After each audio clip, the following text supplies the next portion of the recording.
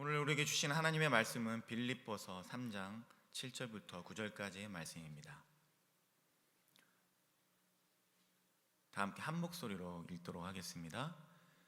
그러나 무엇이든지 내게 유익하던 것을 내가 그리스도를 위하여 다 해로 여길 뿐더러 또한 모든 것을 해로 여김은 내 주 그리스도 예수를 아는 지식이 가장 고상하기 때문이라.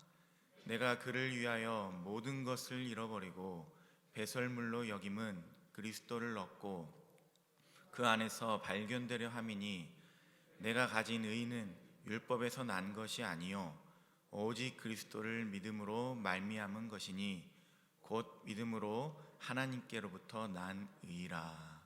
아멘. 오늘은 예수님을 아십니까? 그것으로 충분합니다 라는 제목으로 여러분과 함께 말씀을 나누도록 하겠습니다. 여러분은 에코세대라는 말을 들어보신 적이 있으십니까? 한국 전쟁이 끝난 뒤에 출산율이 높았을 때 태어나신 분들을 저희가 베이비 부머 세대라고 하죠. 이 세대가 결혼해서 낳은 세대를 바로 에코 세대라고 합니다. 즉 에코, 메아리처럼 소리가 반복해서 들리듯이 출산율이 높아서 인구가 많은 세대가 또 다른 인구가 많은 세대를 낳았다고 해서 이들을 에코 세대라고 부르는 것입니다. 이 두 세대는요, 닮은 듯 하지만 굉장히 다릅니다. 베이비 부모 세대는 전쟁 후에 굉장히 황폐한 곳에서 자라나셔서 그런지 굉장히 미래지향적입니다. 현실의 어려움은 미래만 보장된다면 견뎌낼 수 있는 당연한 것으로 여기는 것입니다. 그래서 지금 일하는 환경보다 힘들어도 돈을 좀 더 잘 버는 곳을 선택하고 지금의 삶의 환경보다는 미래를 위해서 저축을 잘 하는 세대입니다. 그런데 에코 세대는 이런 베이비 부머 세대의 희생에 수혜를 받아서 훨씬 더 안정적이고 풍요로운 곳에서 자라났습니다.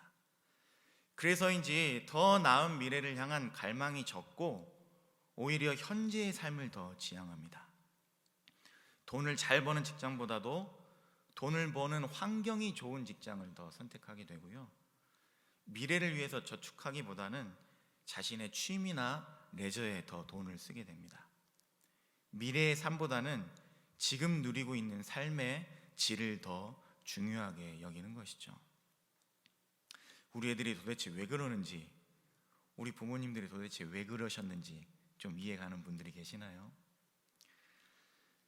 사람들은 이처럼 환경에 의한 것이든 개인적인 성향에 따른 것이든 나름대로 중요하게 여기는 가치들을 발견하게 됩니다. 그리고 그것이 각 개개인의 다양한 가치관을 형성하게 만들죠. 문제는 가치관이 삶의 방향을 결정하고 많은 것들을 결정하도록 나를 계속해서 이끌어 가지만 정작 내가 어떤 가치관을 가지고 있는지 스스로 잘 모를 때가 많다는 것입니다. 분명히 이것은 내 가치관을 따른 생각과 행동과 판단인데 내가 왜 더 저축을 중요하게 여기는지, 아니면 내가 저축보다는 왜 지금 쾌적한 곳에서 사는 것을 더 중요하게 여기는지, 내가 왜 이런 생각을 하고 왜 이런 선택을 하게 되는지를 이유를 모르고 별 고민 없이 이게 당연한 거라고, 이게 자연스러운 거라고 생각하며 살게 되는 것이죠. 물론 오랫동안 신앙생활 하신 분들은 우리 삶에 무엇이 가장 중요한지 여러분 잘 알고 계시죠? 우리가 먼저 무엇을 구해야 합니까? 그의 나라와 그의 의를 구해야 합니다. 그런데 정말 이것이 여러분에게 지금 중요한 일이 맞습니까? 그의 나라와 그의 의를 구하는 것이 정말 지금 우리들에게 가장 가치 있는 일로 여겨지고 있는 것일까요? 도대체 우리가 가지고 있는 가치관의 실체는 무엇이고 그 가치관은 하나님이 원하시는 걸까요? 우리가 가진 가치관, 이대로 우리가 점검하지 않고 그냥 가지고 살아도 되는 걸까요? 오늘 말씀을 통해 한번 살펴보도록 하겠습니다. 오늘 함께 읽은 빌립보서는 이 사도 바울이 감옥에 갇혔을 때 빌립보 교회에 보낸 옥중 서신이었습니다. 원래 빌립보 교회는 주로 이방인으로 구성된 이방인들의 교회였습니다. 그러니까 여러분 한번 생각해 보십시오. 교회 분위기가 어땠을까요? 당연히 유대인들의 영향력과 유대인의 문화는 거의 없었고 순수하게 바울이 전한 복음만 믿고 있었던 교회였습니다. 그런데 이 순수한 이방인들의 교회에 문제가 생긴 겁니다. 바로 유대인 크리스찬들이 들어오게 된 것이죠. 물론 인종이 다른 게 문제가 아니었습니다. 그들의 가치관이 서로 다른 게 문제였습니다. 유대인들의 가치관은 무엇이죠? 율법이었습니다. 율법을 가장 소중히 여기고 율법이 그들의 삶이 되고 문화가 되어버린 사람들이죠. 그래서 율법의 정점으로 모든 유대인 남자들에게는 몸에 무엇이 새겨져 있습니까? 할례가 새겨져 있는 것입니다. 씻을래야 씻을 수 없는 율법적인 가치관이 온몸에 가득 새겨진 사람들이 바로 유대인들이었습니다. 물론 복음을 통해서 사도 바울처럼 완전히 변화된 사람들도 있었지만 유대적 가치관만큼은 그대로 가지고 있었던 사람들이 있었고, 그들이 율법적인 가치관이 전혀 없던 이방인들의 교회, 이 빌립보 교회에 들어오기 시작한 것입니다. 자연스럽게 어떤 이야기가 나오기 시작했을까요? 할례에 대한 이야기, 율법에 대한 이야기, 이런 이야기들이 갑자기 많아지기 시작했겠죠. 물론 그들도 복음으로 변화된 사람들이기 때문에 할례와 율법만 중요하다 이렇게 이야기하지는 않았습니다. 당연히 복음이 제일 중요하다. 그러나 동시에 율법도 할례도 중요하다라고 이야기를 했던 것이죠. 그런데요, 이게 정말 위험한 일이었습니다. 복음은 유일한 가치입니다. 우리가 구원받을 수 있는 길은 오직 예수 그리스도뿐입니다. 그런데 그 길도 맞다고 하면서 다른 길도 있다는 것입니다. 즉 예수님의 구원 사건, 그분의 십자가와 부활로 모든 것이 충분했던 사람들에게 그것으로 충분하지 않다고, 이제는 조금 다른 것도 갖춰야 된다고, 십자가 하나만 붙들면 될 줄 알았는데 그것만 붙들고는 안 된다면서 그들을 조금씩 흔들기 시작했던 것입니다. 이게 바로 사단의 전략입니다. 복음은요, 그 하나로 우리 인생을 통째로 뒤바꿀 만한 능력이 있습니다. 아니, 우리 삶뿐만 아니라 인류의 역사를 완전히 새롭게 쓸 수 있는 능력 그 자체입니다. 주님이 이미 우리를 구원하셨습니다. 죄의 권세는 이미 능력이 없습니다. 세상이 아무리 우리를 두렵게 하고 아무리 흔들고 우리를 거짓으로 위협해도 하나님은 반드시 우리를 승리케 하시고 우리를 완전하게 만드실 것입니다. 그런데 사단이 그 순수한 복음의 능력과 가치를 훼손하는 겁니다. 복음도 중요하지만 다른 것들도 중요하다라고 현혹하는 것이죠. 일종의 물타기를 하는 겁니다. 여러분, 술에 물을 타면 어떻게 되겠습니까? 이럴 때 대답을 너무 잘하시면 안 되죠? 잘 모르시죠? 술을 안 드셔서. 잘 모르시지만 어떻게 되겠습니까? 술도 아닌 게, 물도 아닌 게 뭔가 밋밋한 게 돼버리겠죠? 그런데 복음에 물타기를 하면 어떻게 되겠습니까? 차갑지도 않고 뜨겁지도 않은 밋밋한 신앙인들, 하나님께서 토해버리시겠다고 말씀하신 변질된 신앙인들이 되어가지 않겠습니까? 얼마 전에 오랜 세월 동안 개척교회를 하고 계신 목사님을 뵌 적이 있었습니다.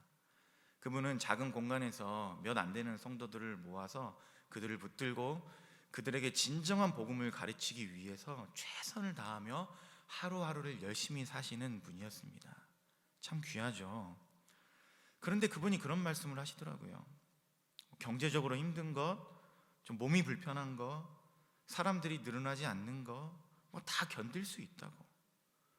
그런데 큰 교회 담임하는 친구가 와서 뭔가를 도와준다고 자꾸만 문제점만 이야기하고 개선하라고만 말할 때, 뭔가 이 상황은 무조건 벗어나야 되는 것처럼만 이야기를 할 때, 물론 내가 더 나아지긴 해야 되겠지만 이것을 사명의 문제가 아니라 개인의 능력의 문제로만 여길 때, 그래서 은근히 불쌍하게 바라보면서 실패자를 바라보는 것처럼 나를 바라볼 때 마음이 무너진다는 것이었습니다. 자, 여러분, 여기엔 어떤 가치관이 숨겨져 있는 겁니까? 교회는 규모가 있어야 된다. 재정이 튼튼해야 된다. 즉, 세상이 가지고 있는 성공적인 가치관이 그대로 들어와 있는 거 아닙니까? 그 가치관이 얼마나 다른 방향을 보여주면서 사람을 무너지게 만들고 결국 뿌리채 흔들리게 만드는 거 아닙니까? 그래서 사단은 우리가 중요하게 여길 수밖에 없는 것들을 계속해서 만들어내는 것입니다. 이것은 교회뿐만이 아닙니다. 우리의 개개인의 삶 속에도요, 계속해서 중요한 것들을 많이 만들어내면서 복음만으로 살 수 없다고, 어떻게 복음만으로 이 시대를 살아가냐고 우리를 계속해서 현혹하고 유혹합니다. 정말 다양하고 정말 그럴싸해 보이는 수많은 가치들을 우리에게 보여주면서 이것도 가져야 된다, 저것도 갖춰야 된다, 그렇게 중요한 것들을 계속해서 우리에게 쏟아내고 있는 것이죠. 세상이 풍요로워질수록 우리가 꼭 가져야 되고 기본적으로 갖춰야 되는 중요한 것들이 얼마나 많아집니까? 내가 이 시대를 살아가는데 이 정도는 있어야 되는 거 아닌가 싶은 것들이 점점 많아져 가고 있지 않습니까? 예전에는요, 그냥 자동차가 있는 것만 해도 감사했는데 이제는 어떤 브랜드인가, 어떤 차인가가 점점 더 중요해지고 있습니다. 집도 예전에는 그냥 지낼 수만 있으면 됐는데 이제는 좀 더 쾌적하고 좀 더 큰 집이 있어야 합니다. 예전에는 좀 고생만 덜하면 됐는데 이제는 내 취미도 필요하고 퀄리티 있는 내 여가 시간도 필요합니다. 물론 그게 다 나쁘다는 게 아닙니다. 그런 식으로 세상은 풍요와 발전이라는 포장으로 끊임없이 중요한 것들을 계속해서 만들어내고 있고, 그래서 우리가 갖춰야 되고 기본적으로 가져야 될 것들이 점점 더 많아져 가고 있다는 것입니다. 아이러니하게도 그럴수록 사람들은 오히려 불행해집니다. 그게 중요하다는데, 그게 기본이라는데 자꾸만 뭐가 많아지고 기준만 높아지다 보니까 상대적으로 제가 점점 기본도 없는 사람이 되어가는 것이죠. 빌립보 교인들도 그랬던 것입니다. 할례를 받지 못한 사람들 입장에서 할례를 받아야 된다? 이 말이 어떻게 들렸겠습니까? 이 성인이 다 돼가지고 할례를 받아야 되는 고통과 두려움뿐만 아니라 할례라는 조건을 충족하지 못해서 갖게 된 죄책감과 불안감이 그들의 마음속에 점점 커지지 않았겠습니까? 이미 복음으로 자유함을 얻었는데, 복음으로 이미 삶이 충분하다고 여겼는데 할례라는 가치가 하나 딱 들어와 버리니까 그 순간 나는요 부족한 사람이 되는 겁니다. 체험받지 못한 사람들이 되는 겁니다. 복음 하나로 행복할 때가 있었는데 이제는 복음이 있어도 불행한 사람이 되어버린 것이죠. 그래서 사도 바울은 잘못된 가치관으로 고통당하는 이 빌립보 교회를 위해서 대반전의 삶을 보여줍니다. 그게 무엇인지 우리 3장 7절 오늘의 본문을 다시 한번 같이 읽어보도록 하겠습니다. 함께 읽겠습니다. 그러나 무엇이든지 내게 유익하던 것을 내가 그리스도를 위하여 다 해로 여길 뿐더러. 자, 내게 유익하던 것을 뭐로 여긴다고요? 해로 여긴다. 즉 세상이 이게 널 이렇게 한다, 이걸 반드시 가져야 된다라고 가르치던, 이게 있어야만 네가 가치 있어진다라고 가르치던 그 모든 것들을 바울의 표현에 의하면 육체의 신뢰에 둘 만한 것들, 즉 할례든 인종이든 출신이든 학력이든 업적이든 뭐든 간에 그 모든 것을 어떻게 여긴다고요? 그런 거 중요하지 않다고, 그냥 별 의미 없다고 그 정도로 여기는 게 아니라 해로운 것으로 여긴다는 것입니다. 뿐만 아니라 8절에서 뭐라고 이야기를 합니까? 그 다음 8절을 보시면 이렇게 이야기를 합니다. 또한 모든 것을 해로 여김은, 자, 무엇까지도 해로운 것으로 여긴다는 것입니까? 모든 것을 해로운 것으로 여긴다는 겁니다. 여기서 모든 것이라는 뜻은요, 세상의 모든 것이 해롭다, 그래서 모든 걸 다 버려라, 이런 이야기가 아닙니다. 나에게 유익하던 것뿐만 아니라 세상의 그 어떤 것이라 할지라도 해로운 것으로 여길 수 있는 단호함을 이야기하고 있는 것입니다. 세상의 가치들 앞에서 어떻게 이렇게 우리 단호할 수가 있을까요? 세상은 그 가치로 나를 평가하는데 그 가치들을 내가 가지고 있지 않으면 정말 가치 없는 인간처럼 무시해버리는데, 때로는 나를 정말 쓸모없는 쓰레기처럼 짓밟아버리기도 하는데, 그 모든 것들을 해로운 것으로 이야기하면서 어떻게 저렇게 단호하게 잘라낼 수가 있을까요? 그 비결을 뭐라고 이야기합니까? 그 다음 구절을 보시면 내 주 그리스도 예수를 아는 지식이 가장 고상하기 때문이라. 여기서요, 고상하다라는 말은 탁월하다, 뛰어나다라는 말입니다. 그래서 세 번역에서는 가장 고귀하다라고 번역이 되어 있습니다. 즉 무엇을 깨달았다는 겁니까?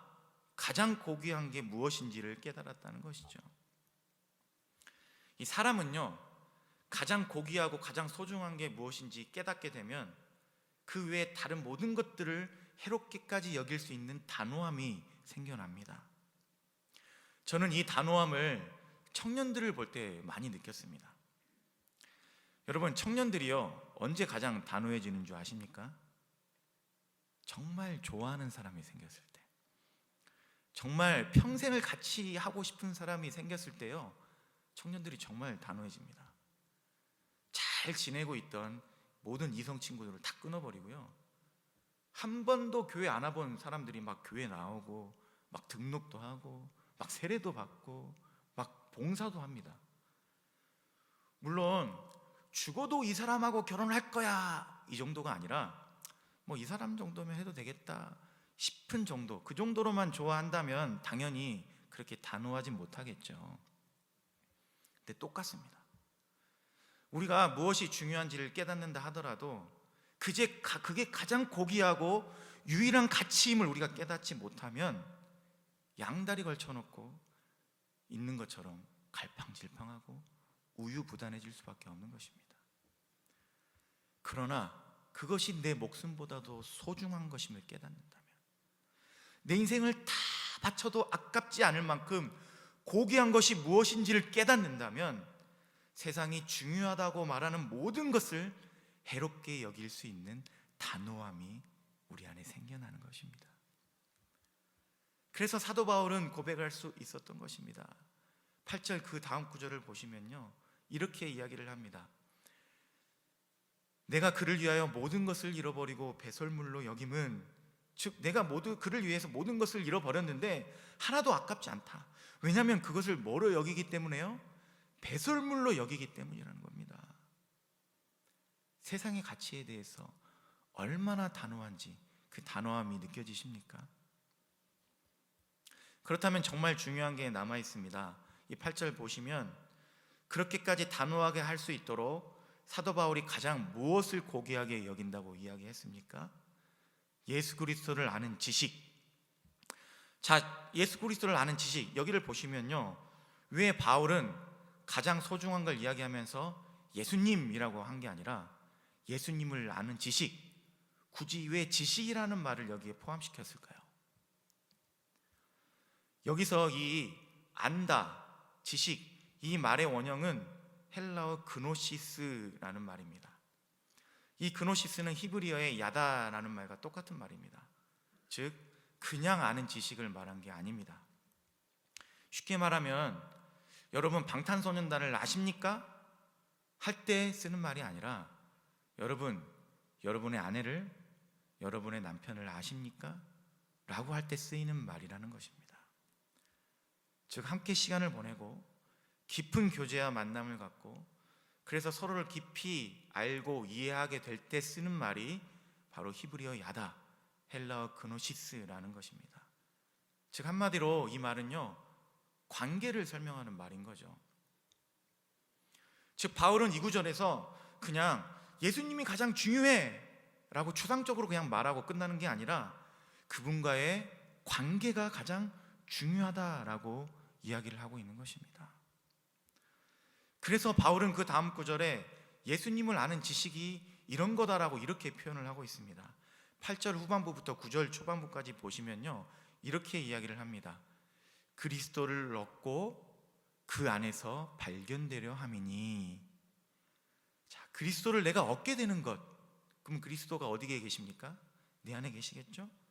그리고 그분 안에서 내가 발견되는 것, 어디서 많이 보신 말씀과 비슷하죠? 요한복음 15장 5절을 우리 다 함께 한 목소리로 읽어보도록 하겠습니다. 나는 포도나무요 너희는 가지라. 그가 내 안에 내가 그 안에 거하면 사람이 열매를 많이 맺나니 나를 떠나서는 너희가 아무것도 할 수 없음이라. 자, 여기 구절을 보시면 사도 바울이 말한 것과 똑같은 표현이 나오죠. 그가 내 안에, 내가 그 안에. 바울은요, 지금 이 예수님이 말씀하신 말씀을 자신의 신앙으로 다시 한번 고백하고 있는 것입니다. 그가 내 안에, 내가 그 안에. 이것이 진정으로 예수님을 아는 삶이다 라고 이야기하고 있는 것이죠. 나무이신 예수님과 하나가 되는 것, 그분께 친밀하게 붙어서 그분이 주시는 생명력으로 사는 것, 스스로 열매 맺기 위해서 발버둥 치는 게 아니라 열매 맺게 하실 주님과 더 가까이 하는 것, 매일매일 그분께 공급받아 사는 것, 그것이 바로 주님을 아는 지식이고 우리가 가장 귀하게 여겨야 할 가치라는 것입니다. 사랑하는 성도 여러분, 힘드십니까? 인생의 짐이 참 많고 복잡하십니까?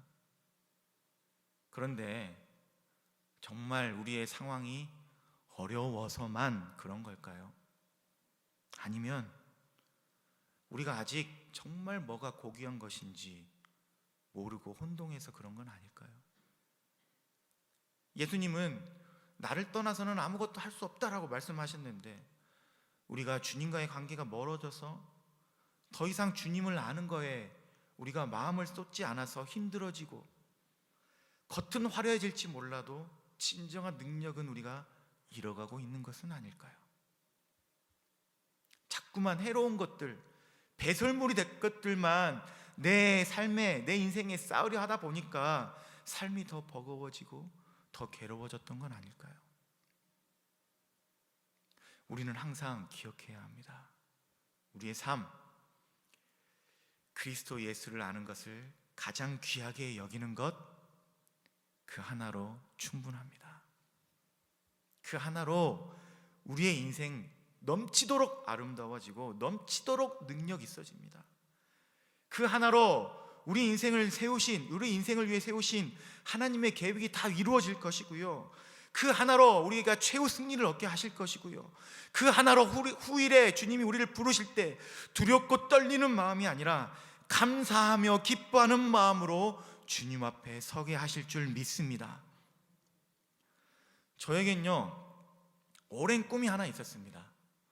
바로 제 개인 찬양 앨범을 내는 것이었습니다. 감사하게도 하나님께서 좋은 만남과 좋은 기회를 허락하셨고 드디어 제가 앨범을 만들 수 있게 되었습니다. 그런데 막상 제가 앨범을 준비하다 보니까 이미 오래전에 했어야 되는 질문 하나가 다시 떠올랐습니다. 왜 앨범을 만들어야 되는가? 왜 앨범을 제가 만들어야 되는가? 모르겠더라고요. 뭐 그냥 오랫동안 바래왔던 꿈이고 찬양하는 사람이니까 뭐 앨범 하나 정도는 있어야 되고 뭐 이런 게 저에게 전혀 이유가 되지 않더라고요. 시간이 지날수록 이 고민은 계속 깊어져만 가는데 답을 찾을 수가 없었습니다. 그런데 사람들은 계속해서 연락이 오는 겁니다. 음악하는 사람들이 연락이 와서 좋은 앨범을 위해서는 이런 것도 필요하고 또 이렇게 만들어야 되고 또 어디서 녹음해야 되고 이런 게 중요하고 정말 앨범 하나 만드는데 잘하려고 하니까요, 뭐 예산도 노력도 뭐 한도 끝도 없이 들어가게 되더라고요. 이래저래 마음이 너무 복잡한데 한 친구가 또 연락해서 이런 말을 하는 겁니다. 앨범 수익은 어떻게 할 거냐고. 요즘은 CD가 없는 세상 아니냐고. CD를 안 만드니까 수익 창출이 어렵고 그래서 이런 방식으로 해야 된다고. 전혀 또 생각지도 못한 새로운 목적을 제시해 주더라고요. 보컬 녹음을 위해서 한국행이 결정이 되고 출국 날짜가 다가오는데요, 마음이 너무 무거웠습니다.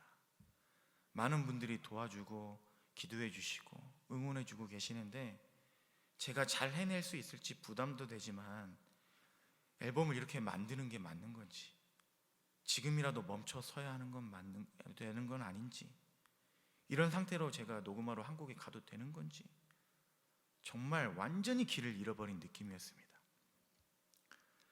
그런데 출국하기 전 어느 날 아침 묵상 중에 주님께서 오늘의 말씀을 저에게 주신 겁니다. 우리 다시 한 번만 다 함께 읽어보고 싶습니다.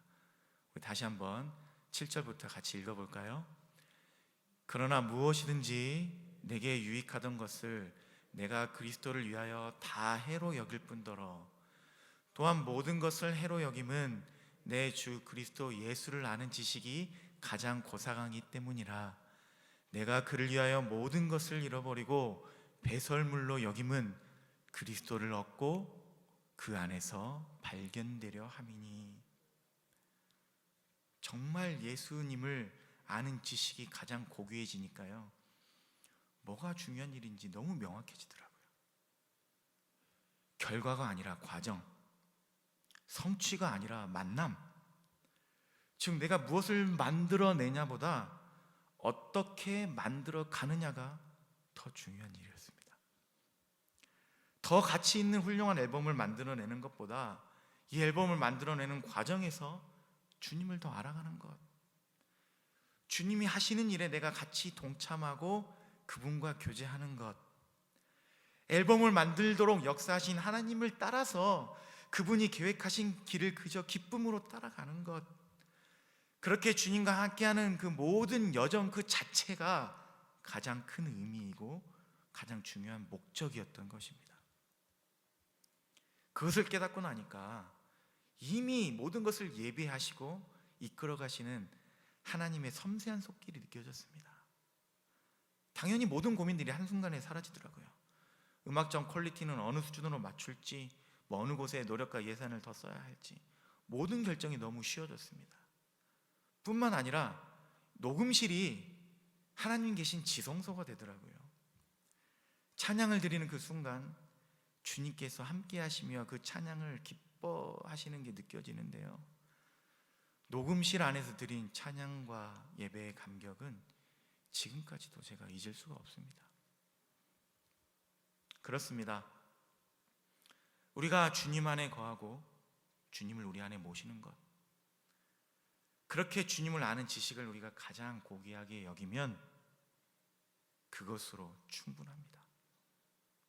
세상이 가치 있다고, 내게 유익하다고 말하는 그 모든 것들을 우리가 다 잃어버려도 최고의 가치이신 주님께서 내 삶을 아름답고 의미 있게 만들어 주실 줄 믿습니다.